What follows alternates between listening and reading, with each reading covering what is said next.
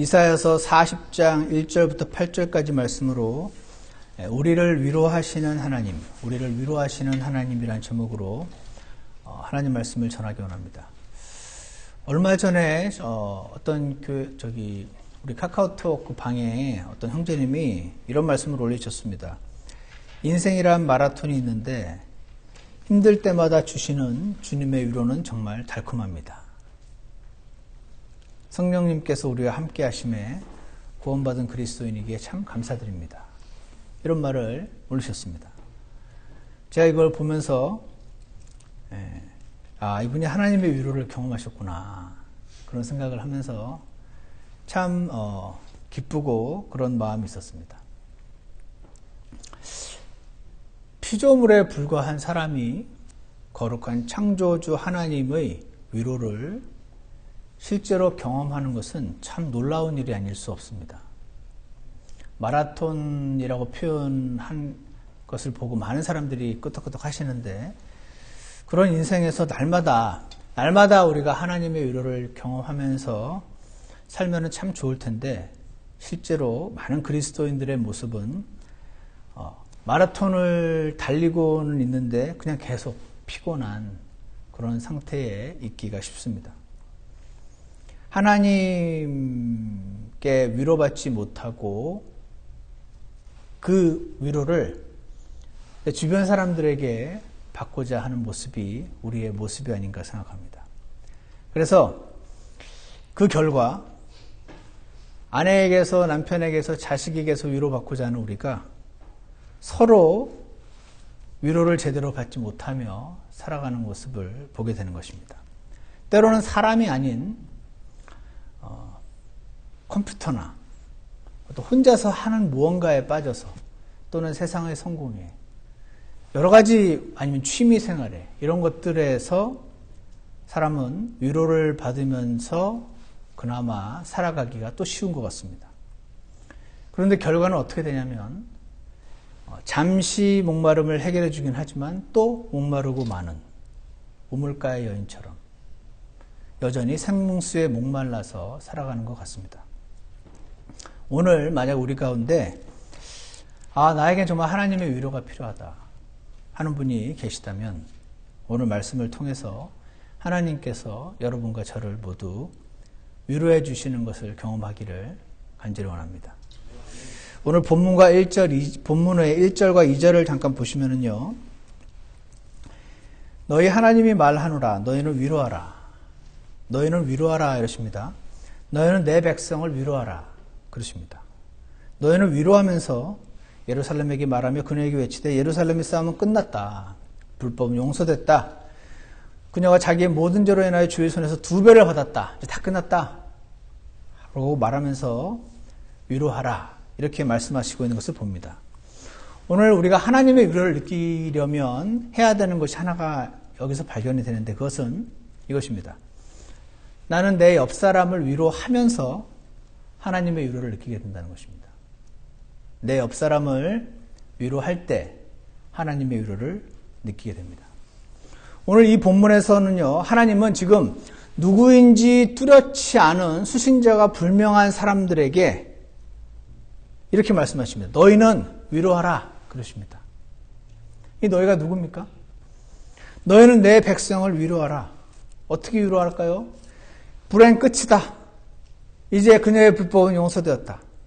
이거를 모르는 사람 아무도 없게 외쳐라. 그렇게 말씀하고 있습니다. 누구에게 하시는 말씀입니까?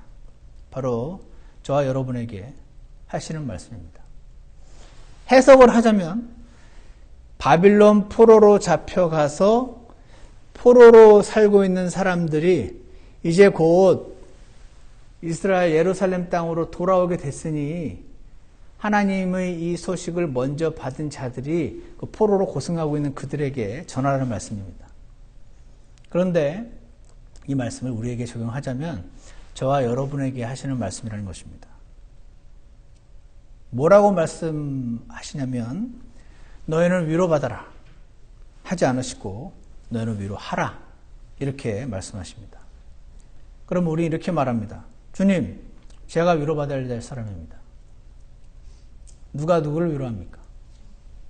그런데 주님은 아니다. 네가 내 백성을 위로하라. 그렇게 말씀하십니다. 그러면 우리는 이렇게 말합니다. 저만 그러나요?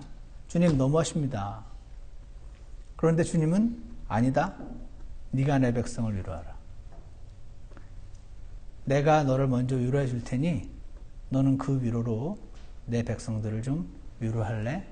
그러시는 것입니다. 제게 어느 날 주님이 이 말씀을 주셨는데 찾아볼까요? 고린도전서 7장으로 한번 보시기 바랍니다. 고린도전서 7장에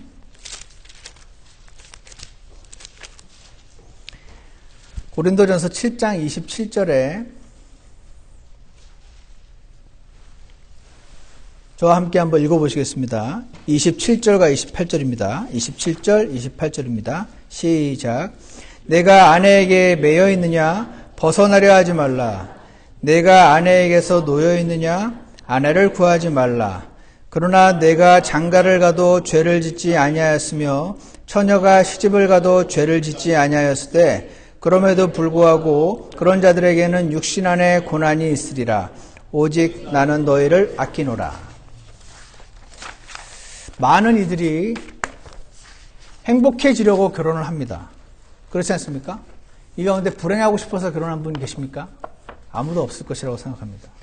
그런데 실제는 결혼해서 행복한 분들이 많지 않은 것 같습니다. 아닙니까? 가끔 TV에 보면은요, 남자 주인공, 여주 주인공이 너무너무 행복하게 꽁냥꽁냥 그렇게 연애하고 그럽니다. 보셨습니까? 제가 그런 거 보면 꼭 하는 말이 있습니다. 뭔지 아십니까? 저거 애 낳으면 끝이야. 제가 그러면 저희 집사람이 당신 꼭 그러더라. 네.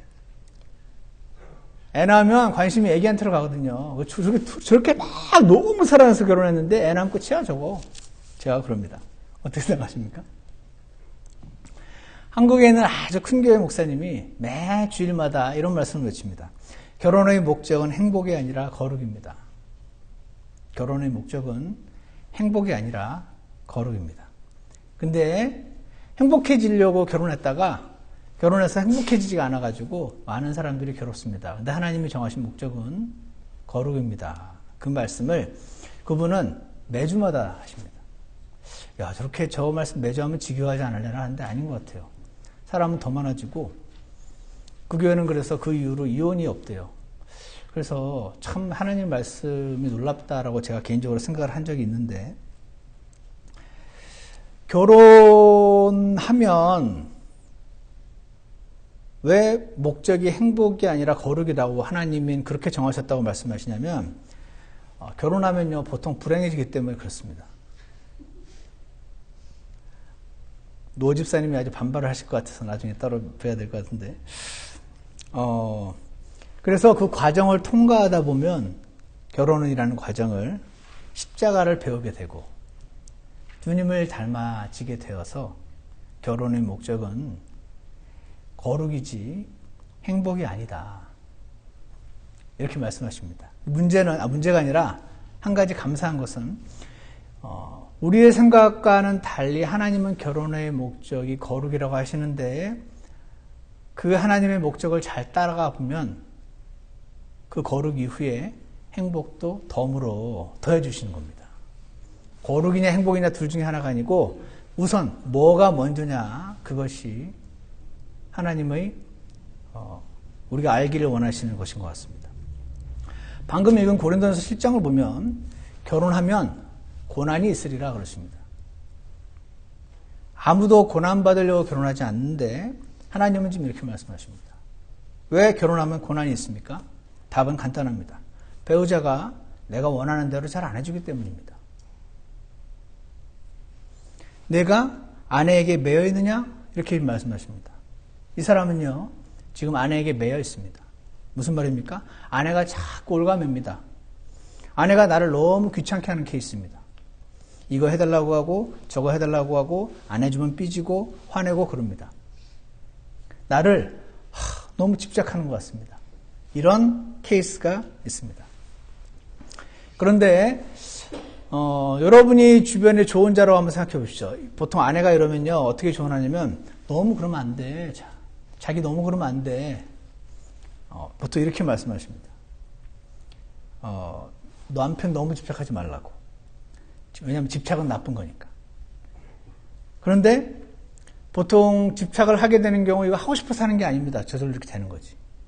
그래서 어느 집 남편은 막 저 자매님한테 막 잘해주는 게 막 보이는 거예요. 어느 집 아내는 막 결혼의 목적이 행복이 아니기는커녕 굉장히 행복해 보이는데 달라 보이는 것입니다. 그래서 영감으로 기록된 하나님 말씀에는 아내에게서 매여 있느냐? 벗어나려 하지 말라 그러십니다. 아내가 집착하면 벗어나려고 하지 말고 그녀가 뭔가 좀 채워지지 않아서 그런 거니까 네가 맞춰줘라 그러시는 것입니다. 아내에 집착하는 아내에게 뭐라고 하지 않으시고 지금 그거 당하는 남편에게 말씀하십니다. 그거 하려니 힘들지? 그러니까 자기를 부인하고 아내가 원하는 방식으로 사랑해줘라. 지금 그러시는 것입니다.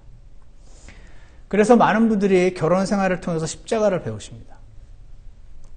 내가 주님과 함께 십자가에 못 박혔나니 보통 많은 분들이 십자가를 배운다는 표현을 십자가는 고난, 그러니까 결혼은 고난이구나, 내가 결혼을 통해서 고난을 배우는구나 이렇게 해석하시는데 그 정반대입니다. 십자가는 고난의 도구가 아니고 현재 받고 있는 고난으로부터 해방되는 도구입니다. 결혼을 통해 십자가를 배운다는 것은 그런 의미입니다. 나는요, 예를 들어서, 저는 실제 그랬어요. 꽃을 사는 게 너무 아까워요. 그 100불을 멋진 레스토랑에 가서 하룻밤에 먹어버리는 건 하나도 안 아까운데, 꽃을 사는 건 너무너무 아깝습니다. 그런 남편들이 많이 계십니다. 근데 아내는요, 100불로 꽃을 사주기 원합니다. 그거 사주려면 어떻게 됩니까? 남편이 죽어야 됩니다. 무슨 말인지 아십니까? 혀를 콱 깨물고 이렇게 크게 웃어요. 아내가 원한 난 내 방식이 있는데 내 방식을 거부하고 아내는 꽃 사주려니까 죽어야 되는 것입니다. 그래서 그거 하려니까 꽃 사주는 건 너무 아까운 남편이 꽃 사주려니까 주님의 십자가가 필요한 겁니다. 여러분 십자가 꽃 사주는 데 필요한 거 모르셨죠?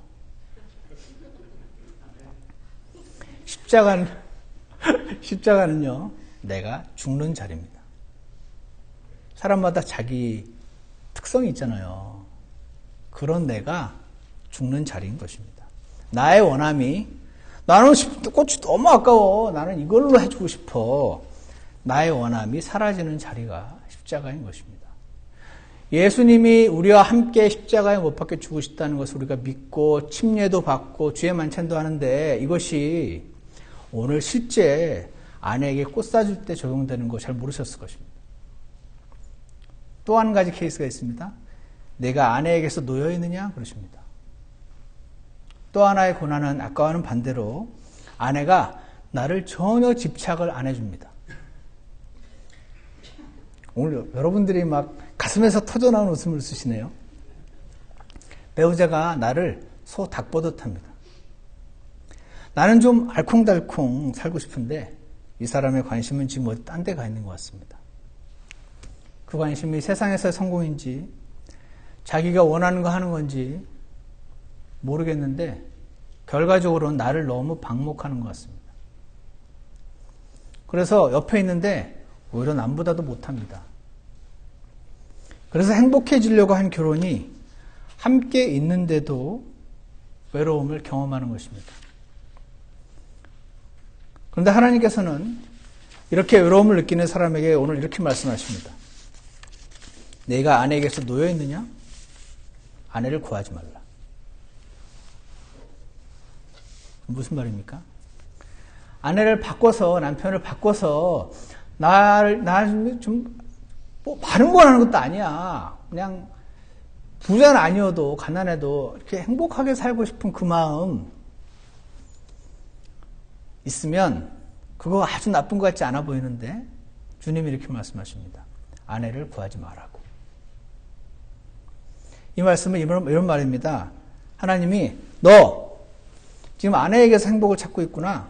아내를 구하지 마. 너 아내에게 지금 존경받고 싶구나. 아내를 구하지 마. 주님, 그럼 전 누가 위로해 줍니까? 제 말씀 따라오고 계신가요? 나는 아내랑 알콩입니까? 알콩달콩인가? 하여튼 간에 그거 콩콩 하면서 살고 싶은데 주님은 우리의 그 작은 원함을 잘 안 들어주실 때가 있습니다. 맞습니까? 다 잘 들어주시나 보네요. 주님, 우리는 이렇게 말씀합니다. 주님, 원래 결혼은 그래서 하는 거잖아요. 원래 결혼 그런 거 아니에요? 아내와 남편이 서로 가난해도 서로 사랑하면서 알콩달콩 사는 거 아닌가요? 근데 주님은 너 나로 인해 만족하지 않을래? 네, 그러시는 겁니다. 제가 예전에 만났던 하나님이 제게 이 말씀을 주신 적이 있습니다. 너 마침 나왔네요. 너 아내에게서 위로받고 사랑받고 싶구나. 아내를 구하지 마. 그러시더라고요. 주님, 그럼 전 누가 위로해 줍니까? 그랬더니 내가 너 위로해 줄게. 너 나랑 놀자. 그렇게 다가오시는 하나님을 만난 적이 있습니다. 여러분은 어떠십니까? 그날 제가 아내를 구하지 말라는 주님의 말씀을 받아들였습니다. 제가 십자가에서 주님과 함께 죽은 날인 것 같습니다. 아내에게서 놓여있느냐? 아내를 구하지 마라. 주님, 아내의 관심은 남편이어야 되고 남편의 관심은 아내여야 되는 거 아닙니까? 어떤 사람은 너무 집착해서 귀찮고 어떤 사람은 너무 소닥보듯해서 외로움을 느끼고 이게 뭡니까 도대체? 하나님에게서 받을 위로를 배우자에게서 받으려고 하는 것이 어떤 것입니다. 하나님과 알콩달콩 지내기 원하시는데 배우자와 자식이랑 알콩달콩 지내고 싶어 하는 것입니다. 그거 자체가 나쁜 건 아닌데 그들은 내가 위로해 줘야 될 사람인 걸 모르고 자꾸 받으려고 하니 자꾸 삐그덕거리는 것입니다. 그래서 그날 주님이 제게 이렇게 말씀을 해주셨습니다. 네 아내 네가 위로해줘라. 네 남편 네가 위로해줘라. 네 아내 네 남편 네가 섬겨줘라. 저는 그러죠. 주님, 지금 저는 제가 위로가 필요한 사람인데요. 아내가 저를 조금만 더 따뜻한 표정으로 맞아주면 되는 거 아닌가요? 나에게 좀 관심을 가져주고 그랬으면 좋겠는데요. 이거 뭐 큰 거 바라는 겁니까? 제가 그랬더니 주님이 아니야. 네가 먼저 위로해줘. 제가 위로가 필요한데 누가 누굴 위로합니까? 그랬더니 내가 너 위로해줄게. 내가 너 사랑해줄게. 네가 먼저 나한테서 사랑받고 위로받고 그리고 네 아내를 위로해줘라. 이렇게 말씀하시는 주님의 음성을 들은 적이 있습니다. 이게 내 아내에게서 놓여있느냐? 아내를 구하지 말라. 그 말씀의 의미였습니다. 제게. 그날 이후에 저희 가정의 결혼 생활이 제가 느끼기에는 최소한 바뀌었습니다. 지금도 문제가 생기면 막 괴로워하다가 이 말씀을 다시 기억하고 정신을 차리곤 합니다. 내 아내에게서 놓여있느냐? 아내를 구하지 말라. 내 아내에게서 매여있느냐? 벗어나려 하지 말라. 여러분은 어느 쪽이십니까? 기억하시기 바랍니다. 결혼의 목적은 행복이 아니라 거룩이다 하는 것입니다. 알콩달콩 행복해지고 싶어서 한 결혼이 주님의 십자가를 배우는 장소일 줄이야. 어떻게 우리가 알았겠습니까? 나를 부인하고 상대방을 채워주는 자리일 줄이야. 상상도 못했습니다. 내가 지금 위로가 필요한데 하나님의 위로를 받고 그 위로 저 사람을 채워주는 자리가 가정이라고 주님이 말씀하셨는데 제가 많이 울었던 기억이 있습니다. 사랑하는 여러분, 주님의 위로를 경험하기 원하는 우리는 내 옆 사람들을 먼저 위로해주는 사람들이어야 합니다. 먼저 이해해주고 먼저 섬기기를 원하는 것입니다. 누가 먼저 이 일을 해야 됩니까? 아내도 자기가 위로받고 싶고 남편도 위로받고 싶은데 누가 먼저 해야 되죠? 상대방보다 하나님 좀 더 많이 하는 사람이 먼저 하시면 됩니다. 형이, 오빠가, 누나가 밑으로 들어가는 것이죠. 그래서 제가 집사람보다 좀 많이 알았고 제가 집사람보다 성경 좀 더 알아서 제가 먼저 했습니다. 저희 집에서는. 여러분 상대방보다 영적으로 더 가까우십니까? 그 사람이 먼저 시작하시면 됩니다. 남을 위로함으로 하나님의 위로를 경험하는 하나님의 원칙은 그렇게 누군가가 먼저 시작함으로 이루어지는 것입니다. 사도행전 20장 35절에서는 예수님께서 말씀하신 것, 즉 주는 것이 받는 것보다 더 복되도다 하신 그분의 말씀을 기억하게 하느니라. 주는 것이 받는 것보다 더 복되도다. 이 말씀은 참 이상한 역설이라고 저는 생각합니다. 이상한 역설은 이렇게 주기로 작정을 하면 그토록 원하던 주님의 위로를 내가 배우자에게서 경험하게 되고 자식에게서 경험하게 되는 것입니다. 하나님의 위로 우리가 경험하기를 원한다면 내 옆사람을 위로하는 데서 시작합니다. 나도 위로할 힘이 없는데요. 주님이 주셔서 받아서 나눠주기를 원하십니다. 이렇게 하시는 저와 여러분 되기를 원합니다. 3절을 함께 읽어보겠습니다. 3절입니다. 시작. 광야에서 외치는 자의 소리가 있어 이르기를 너희는 주의 길을 예비하라. 사막에서 우리 하나님을 위해 큰 길을 곧게 만들라. 4절. 모든 골짜기가 도두어지며 모든 산과 작은 산이 낮아지고 구부러진 곳이 곧게 되며 험한 곳이 평탄하게 될 것이요. 5절. 주의 영광이 나타나고 모든 육체가 함께 그것을 보리라. 주의 입이 그것을 말씀하셨느니라. 이 말씀을 보면 하나님의 위로 느끼기 원하면 하나님의 일 하면 느끼게 된다 하는 것을 알 수 있습니다. 교회 일 하면서 느끼게 된다 하는 것을 알 수가 있습니다. 지금 이 말씀은 원래는 바빌론의 포로로 살던, 아까도 말씀드린 것처럼 바빌론의 포로로 살던 이스라엘이 지금 자기 나라로 돌아오게 될 것을 예언하는 문맥입니다. 그런데 지금 이렇게 말씀하십니다. 이스라엘 사람들이 바빌론에서 이스라엘로 돌아올 때 광야에서 나가서 외치는 사람들이 있었다는 것입니다. 이들은 뭐라고 외쳐야 되냐면 너희는 주의 길을 예비하라. 하나님을 위해 큰 길을 만들어라. 아무리 골짜기가 가로막고 산이 가로막아서 바빌론에서 예루살렘으로 돌아오는 길이 멀고 험하더라도 상관없다. 하나님이 행하시면 산들이 낮아지고 골짜기가 채워져서 아무런 방해물이 없이 바빌론 포로로 잡혀가던 그들이 예루살렘으로 돌아오게 될 건데 너희는 거기에 가서 외쳐라. 지금 그 말 하시는 겁니다.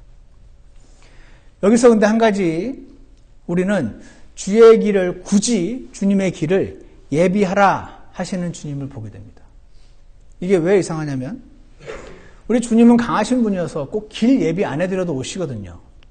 오실 분은 오십니다. 근데 굳이 예비하게 하실 사람들을 초청하고 계십니다. 하나님의 영광에 참여시켜 주시는 거죠.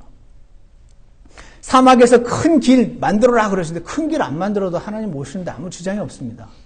근데 내가 길이 없어서 못 가겠다 그러지 않으셨거든요. 하나님께서.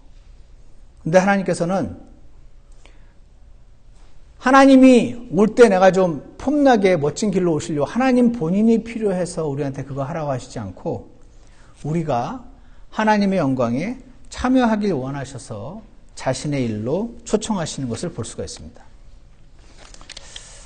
예전에 여러분 옐로스톤 가보신 분들 계십니까? 계시죠?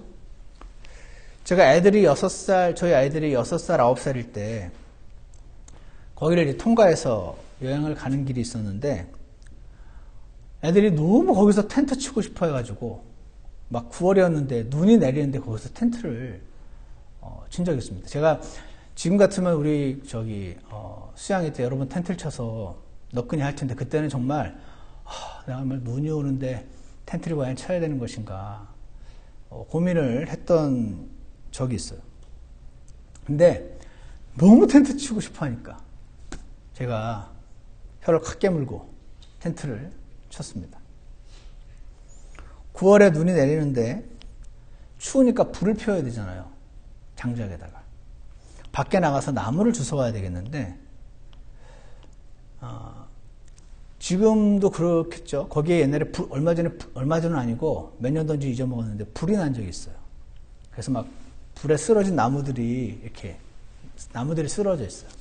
그래서 가서 나무들을 주워오면 돼요. 근데 제가 애들한테 시켰어요. 가서 나무 좀 주워오자. 애들이 나무를 주우면 얼마나 죽겠습니까? 9살, 6살. 근데 제가 애들을 다 데리고 나갔습니다. 나무 조각들을 같이 줍고 함께 불을 피우고 아빠와 아들이 함께 하는 거 그거 자체가 즐거운 거죠. 갔다가 나무를 막 줍고 있는데 옆에서 이상한 소리가 나서 보니까 바이슨이 바로 옆에 있어가지고 깜짝 나서 함께 뛰어서 도망오고 막 그랬던 기억이 있습니다. 제가 있었던 일을 말씀드리는 이유는 제가 걔네들 힘이 필요해서 나무 주워오라고 시켰던 게 아니라는 겁니다. 걔들이 나무를 주워와야 우리가 불을 피울 수 있고 그래야 따뜻해질 수 있고 그래서 주워오라고 그런 게 아니고 제가 한 30분만 돌면 다 주워올 수 있는 나무인데 왜 함께 주스러 갔냐면 아시잖아요. 함께하기 원하는 거죠. 함께 주스면 재밌잖아요. 그 함께 참여해서 기쁨을 좀 누리게 하려고 좋은 추억도 만들고 그러려고 같이 주스러 나갔던 것입니다. 저는 이 하나님 말씀 보면서 그 비슷한 것을 조금 느낍니다. 하나님은 우리의 지금 도움이 필요해서 야 내가 이 교회를 좀 부흥시켜야겠는데 너의 도움이 없으면 내가 진짜 힘들어 죽겠다. 도움이 필요해서 여러분과 저의 섬김을 요구하시는 게 아니라는 것입니다. 함께 참여하는 기쁨 누리게 해주시려고 영광스러운 자리로 초청하고 있는 거 아십니까? 아빠와 함께하는 기쁨을 누리기 원하셔서 우리를 섬김으로 초청하고 계시는 하나님을 우리가 알기를 원합니다. 우리는요, 주님의 일을 감당하면서 하나님의 위로를 느끼게 되는 것입니다. 사랑하는 여러분, 하나님의 위로를 받기 원하시면 여러분이 사랑하시는 이 교회를, 여러분이 사랑하시는 옆에 지체들을 섬기시기를 바랍니다. 여러분의 섬김이 꼭 너무 필요해서가 아니고 제가 우리 동호의 그 손이 너무 필요해서 그랬던 게 아니신 것처럼 우리의 섬김 없어도 하나님은 자신이 원하시는 일이시면 얼마든지 하시는 분이신데 함께하는 기쁨 주시려고 초청하고 계신다는 사실을 우리가 기억하기를 원합니다. 그래서 섬길 때 주님이 주시는 위로를 받게 해주시려고 섬김의 자리로 저와 여러분을 부르고 계신다는 사실을 믿으시고 항상 주님의 애를 넘치게 하시는 여러분과 제가 되기를 축원합니다. 6절부터 8절을 보시면 이사야서 40장 6절에 보시면 그 소리가 이르되 외치라 하니 그가 이르기를 내가 무엇이라 외치리이까 하매 모든 육체는 풀이요 육체의 모든 아름다움은 들의 꽃과 같으니라. 풀은 마르고 꽃은 시드나니 이는 주의 영이 그것 위에 불기 때문이라. 참으로 백성은 풀이로다. 풀은 마르고 꽃은 시드나 우리 하나님의 말씀은 영원토록 서리라. 이 말씀에서 세 번째로 우리가 주님의 위로를 받는 비결을 봅니다. 그것은 내 자신이 별거 아닌 거를 보게 되면 하나님의 위로를 경험하게 됩니다. 내가 그리 대단히 중요한 사람 아닌 거를 보게 되면 하나님의 위로를 경험하게 된다는 것입니다. 예전에 굉장히 아름답던 어떤 연예인이 나이 들면 다 비슷해지는 거 보셨습니까? 예전에 그렇게 건강하고 에너지 넘치던 사람도 어느새인가 보면 늙고 병들어가는 것을 우리는 보게 됩니다. 저와 여러분도 마찬가지인 것입니다. 우리의 인생이 지금 풀과 같다고 그랬습니다. 해가 조금만 강하게 내리쬐어도 금세 시들어버리는 풀과 같은 것이 저와 여러분이라고 말씀하십니다. 그리고 그 육체의 모든 아름다움은 막 꽃이 아름다운 것처럼 너무 아름다운데 금세 시들어버린다고 하십니다. 그래서 육체의 모든 아름다움은 들의 꽃과 같다. 이렇게 말씀하십니다. 풀은 마르고 꽃은 시드나니 풀은 마르고 꽃은 시드나. 우리 하나님의 말씀은 영원토록 서리라. 시편 39편 5절에서는 보소서 주께서 내 날들을 한 뼘만큼 되게 하셨사오니 내 시대가 주 앞에는 없는 것 같사오며, 내 시대가 주님 앞에 보면 없는 것 같다고 말씀하시고, 참으로 모든 사람은 최선의 상태에서도 전적으로 헛될 뿐이니이다. 이렇게 말씀하십니다. 여러분과 제가 너무 건강하고 너무 아름답고 너무 유능하고 너무 부자고 너무 알아주는 사람이라 할지라도 최선의 상태에도 하나님 앞에는 헛되다고 말씀하십니다. 놀라운 것은 이 세상 사람들은 자신이 잘 나가고 부자고 좋은 학교 가고 등등 이렇게 살다가 시간이 지나서 그러지 못한 모습을 볼 때 낙담하게 되는데, 또는 과거의 영광에 사로잡혀서 살게 되는 것을 보는데, 하나님을 사랑하는 그리스도인들은 이런 말씀을 보게 될 때 하나님의 위로와 사랑을 보게 되는 것입니다. 아, 내가 참 의지하는 예수, 나의 사랑의 초점은 주 예수님이어야 하는 것이구나. 거기에서 만족을 얻는 것입니다. 내 평생의 선하심과 긍휼이 정녕 나를 따르리니 내가 주의 집에 영원히 거하리로다. 오늘 하나님 말씀을 보면은 육체의 아름다움은 들의 꽃과 같고 우리가 풀과 같은 참 허무하고 아무것도 아닌 존재임을 보게 될 때 자신이 별거 아니라는 사람을 보게 되면서 하나님의 위로를 느끼게 된다 하는 것입니다. 전에 목사님들이 모인 모임이 있었습니다. 거기서 제가 앞에 나와서 간증을 했습니다. 나는 하나님 섬기기가 너무 싫었다고. 왜 싫었냐면은 나는 너무 귀찮다고. 나는 그냥 혼자 조용히 도움도 주지도 않고 도움도 받지도 않고 혼자 조용히 그냥 우리 가족이랑 사는 걸 원래 좋아하는 사람이라고.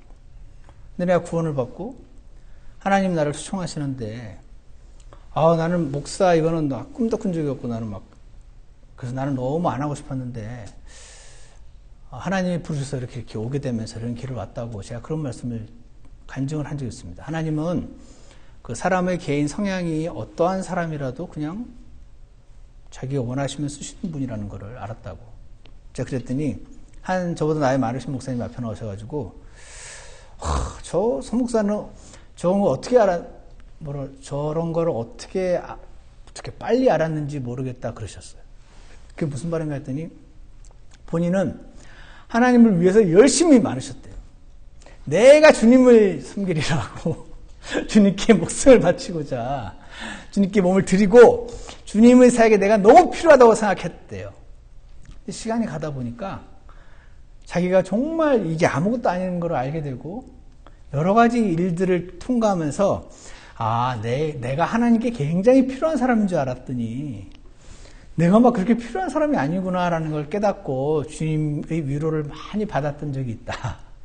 이렇게 말씀을 하시는 걸 제가 들었습니다. 그분 지금도 얼굴도 기억이 나는데 진짜 딱 보기에도 주님을 위한 용사처럼 생기신 그런 분이셨습니다. 근데 그분이 주님을 그렇게 앞에서 섬기시다 보니까 주님이 알게 해주시는 것이죠. 너 별거 아니라고. 내가 너 필요해서 부른 거 아니었다고. 너한테 기회를 준 것 뿐이었다고 말씀하셨다는 것입니다. 사랑하는 여러분, 여러분과 제가 별거 아닌 걸 보게 되면 하나님의 위로가 느껴지게 될 것입니다.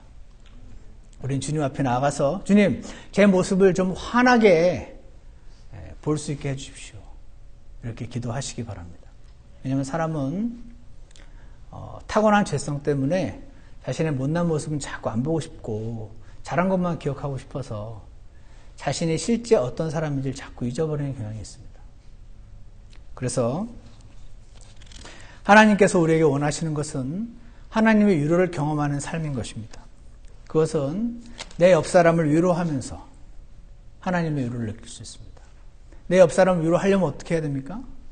나도 지금 내가 더 필요한 사람인데, 저 사람이 나를 좀 위로해 줬으면 좋겠는데, 저 사람이 나를 좀 사랑해 줬으면 좋겠는데, 어떻게 해야 됩니까? 주님께 그 위로를 받아서, 주님으로 만족하는 법을 배워서 그것을 나눠주면 의외로 이분이 또 나를 채워주시는 것을 경험하게 될 것입니다. 두 번째로 위로받는 비결은 주님의 일을 하면서, 주님이 내 손이 많이 필요해서 부르는 게 아니고 영광스러운 자리로 부르고 계신다는 것을 기억하시고 주님의 일을 하면서 하나님의 위로를 경험하시는 저와 여러분이 되기를 원합니다. 마지막으로 나 자신이 참 별거 아니구나 라는 것을 보는 축복이 우리에게 임하기를 원합니다. 그럴 때 하나님의 위로를 우리가 경험하게 될 것입니다. 이렇게 함으로써 주님의 위로의 하나님, 풍성하신 위로의 하나님, 그 하나님의 위로와 사랑을 우리가 경험하고 주님과 동행하는, 그래서 먼저 받은 위로와 사랑을 다른 이들에게 채워주는 저와 여러분이 되기를 간절히 원합니다. 기도하겠습니다. 하나님 아버지, 우리를 사랑하시고 오늘도 축복된 자리로 부르시는 하나님, 이 시간 감사를 드립니다. 저희가 참 남을 위로할 만한 사람이 못 되는데 주님께 받은 위로가 너무 커서 주님의 위로를 전하기를 원하는 마음이 우리 안에 있습니다. 저희가 남을 사랑할 만한 사람이 못 되는데 주님께 받은 사랑이 너무 커서 그 사랑을 전하는 사람이 되게 주님 도와주시기를 간절히 원합니다. 오늘 주님께서 주신 말씀처럼 내가 별거 아닌 사람을 보게 해주시고 그리고 주님의 일을 넘치게 하면서 그렇게 주님의 위로를 경험하는 저희가 되게 도와주시옵소서. 내가 누군가를 위로할 수 있는 사람이 아닌데 그러려면 주님이 먼저 위로해 주셔야 됩니다. 주님, 우리가 주님으로부터 위로를 받게 도와주시고 그 받은 위로로 우리 주변 사람들을 채우는 자들이 되도록 도와주시기를 간절히 원합니다. 오늘 그렇게 작은 결심을 주님께 드리는 모든 형제 자매님들을 주께서 선하게 인도해 주시길 원하며 예수님 이름으로 기도드렸습니다. 아멘. 우리 일어나셔서 우리 신약의 찬송가 283장 널 떠나지 않으리라 함께 부르시겠습니다. 신약의 찬송가 283장입니다.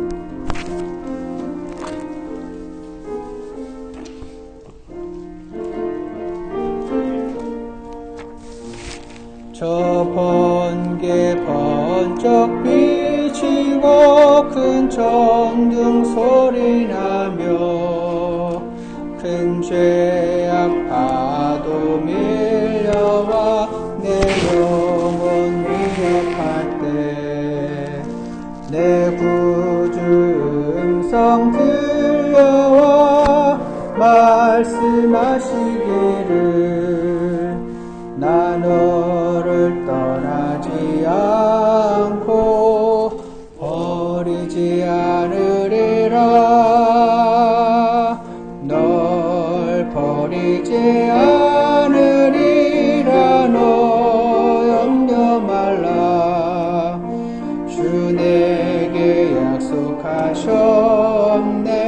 떠나지 않으리. 널 떠나지 않으리라. 너 염려 말라. 주 내게 약속하셨네. 떠나지 않으리라. 3절입니다. 환난의 골짜기에서 염려의 길을 갈 때 내 짐이 무겁고 힘들어 단식하며 갈 때 저 가시 밖에 걸으며 넘어지려 할 때 인자한 주님의 음성 버리지 않으리라. 널 버리지 않으리라. 너 염려 말라. 없네 떠나지 않으리 널 버리지 않으리라 너 염려 말라 주 내게 약속하셨네 떠나지 않으리라. 우리 잠깐 기도하는 시간을 갖겠습니다. 오늘 들으신 하나님 말씀 가운데 어떤 생각을 주신 것이 있다면 주님 앞에 드리는 그런 귀한 시간이 있기를 원합니다.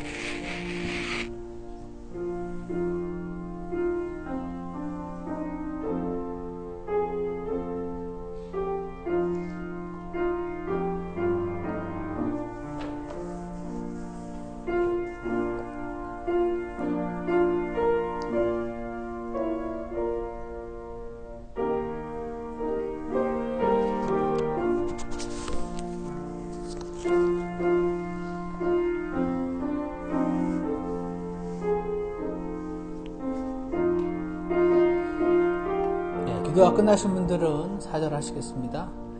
날 위해 죽으신 주님 옆구리 찔리셨네 그 흘리신 주 보혈이 내 모든 죄 씻었네 저 하늘 왕좌 위에서 기다리시는 주 나에게 약속하셨네 버리지 않으리라 널 버리지 않으리라 너 염려 말라 주 내게 약속하셨네 떠나지 않으리